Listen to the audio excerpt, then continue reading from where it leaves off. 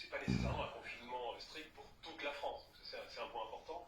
Le deuxième point, c'est d'insister sur le fait que non seulement il y a contrôler la vague, mais aussi faire en sorte qu'elle ne reparte pas une fois qu'on l'aura contrôlée. Et donc c'est pour ça qu'on insiste beaucoup sur de nouveau réfléchir aux signaux faibles, les OUD, les tests, avec une politique de tests plus lisible. Les eaux usées montrent que ça remonte. Absolument. Vous savez, les eaux usées avaient commencé à monter dès le mois de juillet. On avait alerté sur ces événements et le confinement est intervenu au mois d'octobre.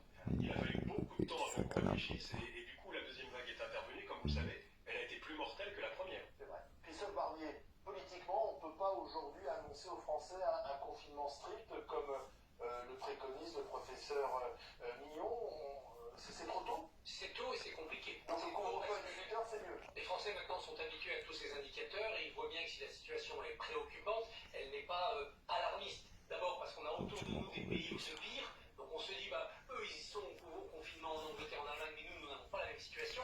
Ensuite parce que les Français, je pense, n'ont plus comme objectif de voir les hôpitaux tomber à 0 lit de réanimation occupés par la Covid et 0 patient enregistré. Le plateau actuel élevé mais stable, ça conviendrait fort bien à l'opinion publique si on pouvait le faire durer comme ça jusqu'au succès de la campagne de vaccination. Et donc le pouvoir politique intègre cela. Et puis surtout la France de janvier 2021 n'est plus la France de mars 2020.